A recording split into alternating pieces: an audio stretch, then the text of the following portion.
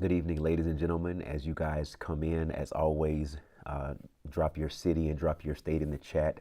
Let us know where you are streaming with us from, as well as drop the name of your company in the chat, especially if you're streaming with us on Facebook or YouTube. Just drop the name of your company in the chat.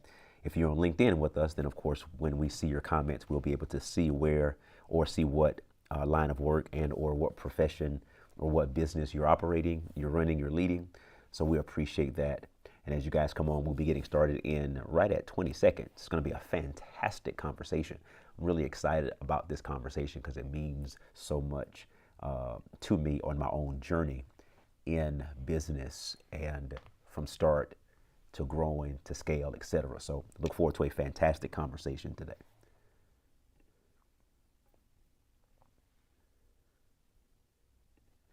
So it is indeed a fantastic Tuesday, right? It's a fantastic Tuesday. That's a decision. That is a fantastic Tuesday, and we make the decisions and put the habits in place for it to continue to be that. So we're grateful for those of you who are connecting with us on various platforms, those of you who are providing commentary and thoughts, those of you who are brand new to our conversations, those new relationships, we appreciate you as well. So look forward to extending these contacts and these relationships. Yeah, that's a hat. What says living in the black. But listen, I want to dive into our conversation. Well, look, my hat got crooked a little bit, right? But anyway, y'all good. So I want to dive into this conversation Tuesday afternoon because our conversation is going to center around the best use of your emotions or for your emotions in business. The best use for your emotions and of your emotions in business. Now, certainly, this applies to life as well, because when you're running a business, the business is a part of your life. As a matter of fact, nearly anything you do is a part of your life because you carry you wherever you go, right? So you can't go anywhere without your thoughts, and you can't go anywhere without your emotions. You can't go anywhere without them. So wherever you go, you carry your thoughts, you carry your emotions. The quality of your thoughts has the ability to affect the quality of your emotions and therefore affect the quality of your actions and so forth. So you can't go anywhere without your thoughts and you can't go anywhere without your emotions. So needless to say, when you are doing life or doing business, there needs to be a wise use or a best use of your emotions. Because when people think about emotions, they automatically get into the touchy feely, they get into the sentimental phrases or the phrases of endearment, terms of endearment, things like that. Like that's like the best way that they see emotions. And although that is one way to see emotions, it's not the only way or the best way to see emotions because emotions make us human. To be human is to have emotions. And then to be human is to be able to not just feel, but to think about how we feel. To be human is the ability to think about how we feel and then act in a way that is productive based upon how we think about how we feel. So we're not just instinctive beings or instinctive, I was going to say extinct. No, we're not just instinctive beings or creatures. No, we're made in God's image and after God's likeness. And we have a spiritual capacity to us. We have the ability to be semi-transcendent, which means we have the ability to do what they call metacognition. We're not just existing. We can think about our existence. We can think about our thoughts. I mean, think about that. You can think about your thoughts, you can think about your feelings, and then you can in turn be more productive with your thoughts and with your feelings by actually engaging in metacognition. But when it comes to business, which is what I want to zero in on, the best use of emotions in business, because your business or whatever business you have, it requires your emotions. It certainly requires passion, right? It requires enthusiasm. It requires persuasion. It requires joy, right? It requires perseverance, persistence. In business, the emotions of frustration, the emotions of disappointment, the emotions of rejection, the emotions of inadequacy, all of these emotions are compounded in the entrepreneurial endeavor because in the entrepreneurial endeavor, you're actually endeavoring to persuade people to take action. And whether it's through a system, whether it's through the launching of a product, whether it's through direct calls, whether it's through emails, whether it's through text messages, whether it's through, even platforms such as this, right? You compound the the rate of these emotions because you subject yourself to hearing no. You subject yourself to being ignored. You subject yourself to being ridiculed or ostracized. You even subject yourself to being critiqued and corrected. So there is going to be a lot of use of emotion in your business as you're building your entrepreneurial endeavor, as you're building, as you're growing, as you're scaling.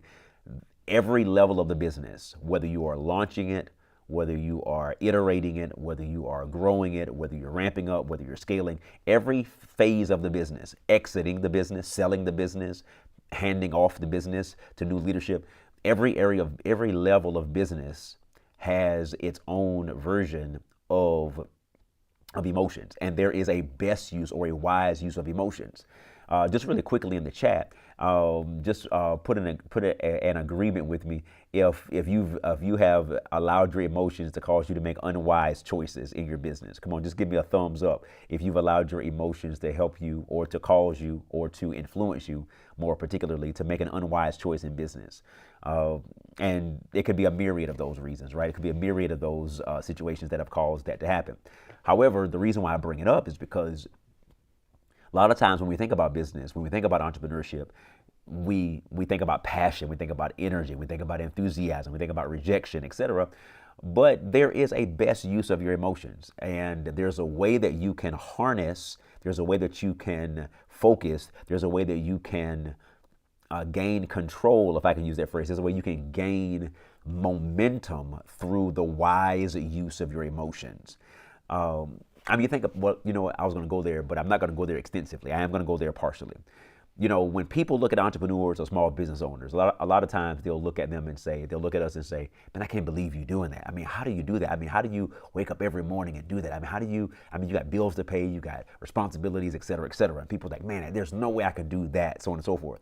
And it does require a different type of emotional fortitude to be an entrepreneur. It does require a different type of resilience and a different level of confidence, quite candidly. And some people even say, you know, you have to be, you know, partially delusional. And, you know, I agree with that you've got to be, in my mind, you've got to be about 80% delusional and about 20% genius.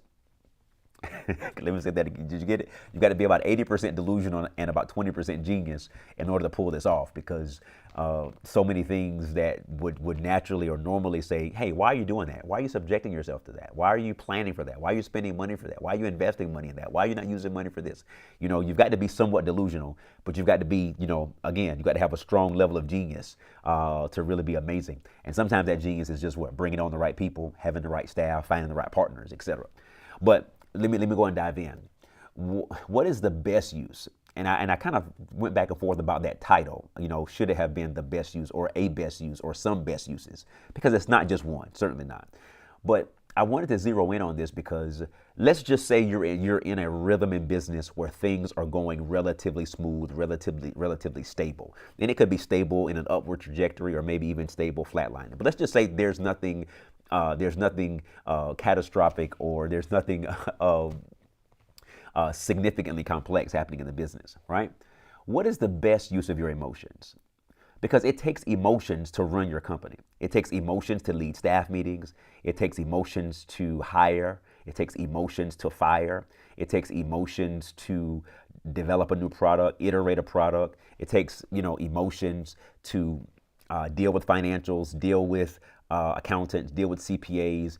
It takes, you know, emotions to deal with business partners and investors. It takes emotions to deal with clients and customers. It takes emotion. You see, all of those things require emotions because you have to put energy into it. You have to put emotional focus into whatever it is that you're doing.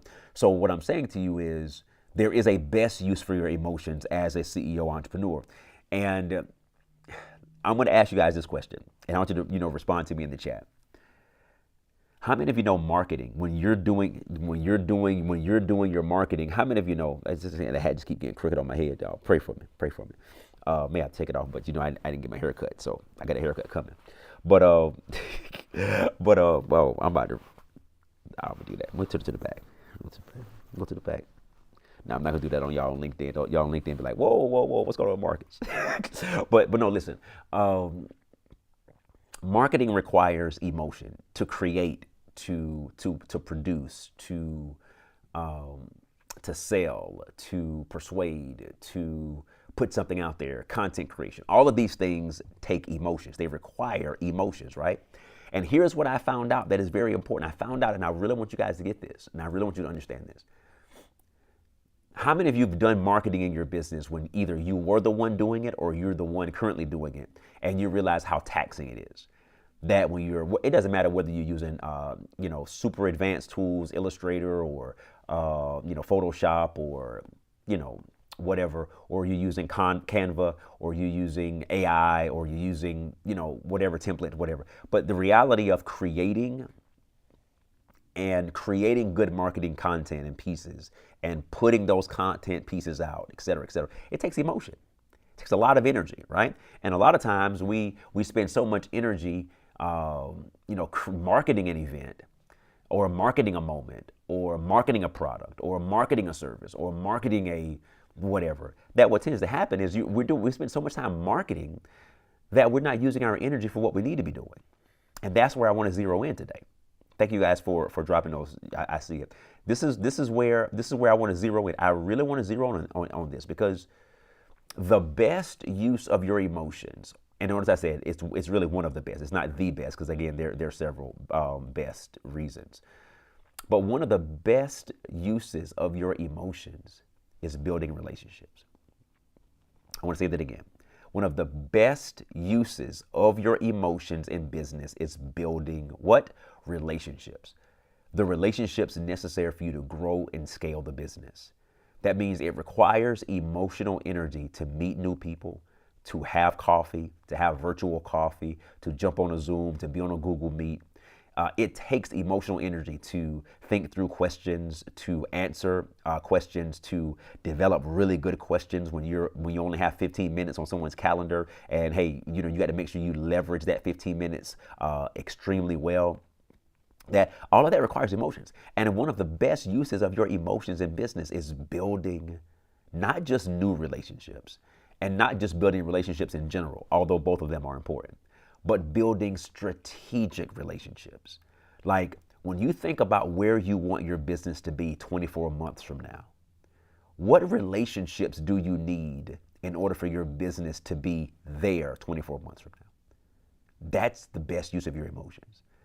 12 months from now, 6 months from now. Your business, as good or as great as your products and services are, still cannot outpace your relationships. Whether that's customer relationships, whether that's strategic partners, whether that's macro industry partners, but partnerships. Partnerships with quasi-government organizations, relationships with government organizations. Even people, listen to me very carefully, and I need for some of you to get this. Like if you're in business and let's say for instance, X client can't be your client, and I'm using can't in the loosest sense of the term, loosest, Loosest. For example, let's just say a Fortune 500 company, right? And let's say they've got a long-term relationship with a supplier, and that supplier, is doing, 500 million in sales, right? And there's no diversity quotient or whatever. And so more than likely, this is never going to be your client, more than likely. And it's okay. So y'all don't come and shoot me now. Oh, no, well, it very well could be, but more than likely, they're never going to be your client. Now, the reason why I'm bringing it up is because let's say, for instance, that person or that entity may not ever be your client. But what if it took you 6 months to develop a relationship with maybe a senior leader or a VP or someone who is in the scope of the buying or decision making or even the using component? They use the products and services from a competitor or from another entity that is much larger than you, right? And what if you worked 6 months to simply get a relationship or to have a conversation, a 30-minute conversation, and your conversation goes something like this? My name is XYZ, and, we offer XYZ products and services. And we know you've already got a great relationship. We know you've got a fantastic relationship with one of, our industry, icons, et cetera, et cetera. And we know they provide you great service and things like that. But I just want to ask you a few questions as to what is it that they do well that causes you guys to keep them as a supplier X, Y, or Z? What is it that causes you guys to keep doing? Is it price? Is it delivery? Is it customer service? Is it customization? Like, what is it? Like, what do they do well in order for them to not only have secured your business, but also to maintain that relationship? Like, because I want to be able to see what someone is doing at that level, and I want to be able to, see if I can reverse engineer some of that. Because if they were good enough to get your relationship, I want to know how I can scale that down into my unique approach, into my niche, and offer that value to our customers and our clients. Think about what that would do. Now, again, I'm not saying you would ever get that business because that's not the goal. But look at what leverage you've created in that relationship. Look at what that relationship could mean potentially. Even if it doesn't mean doing business with that person, just asking those kind of questions and getting that type of insight and perspective, right? Not from the competitor. You're not going to your competitor asking them, which they're not really your competitor if they're in a totally different niche. But you're not going to the industry icon or the industry titan. You're going to the person that is receiving the benefit. And you have spent 6 months, 8 months emotionally sending emails, making phone calls, finding out who knows who, getting involved on LinkedIn Navigator or whomever, right? You're finding through and filtering it, and it takes you 6 months to get a 20-minute or a 30-minute Zoom conversation, right? Let's just say it transpires that way, and you're asking them those kind of questions. Look at what it does for that relationship. If you manage that well, that could be a lifelong business relationship. It could be. Or it could be a 2-year long, a 5-year long business relationship. Or how about this? What if they say something like this after about 3 meetings? XYZ. We're tremendously satisfied with our customer, and they've got the capacity and the bandwidth to handle our level of demand, etc. But I know about 3 other companies that are not our size that that they could probably benefit from your services. I'm going to make a connect with you guys. Now, mind you, the goal isn't to make the connection. I'm simply making a point to you that one of the best purposes, one of the best reasons to use, one of the best ways to use your emotions, one of the best purposes to use your emotions is for the purpose of building strategic relationships. Because it takes emotional energy to do that, to reach out, to call, to email, to text, to attend certain meetings. It takes fortitude. You may get rebuffed. You may get ignored. You may get curved. You may get ghosted. All these phrases, right? But the reality of it is, if the relationships are important, then that means you've got to expend that emotional energy getting it done. But if you're spending emotional energy designing marketing pieces or I don't know, handling customer service or dealing with the accountant or the host of other things, then guess what tends to happen? I mean, you don't have the emotional energy you need to engage those kind of levels, those conversations. Does that make sense? See, relationships are the currency of business. That your business is going to rise and fall on the quality of your relationships because it's people. It's either customers or it's investors or it's staff.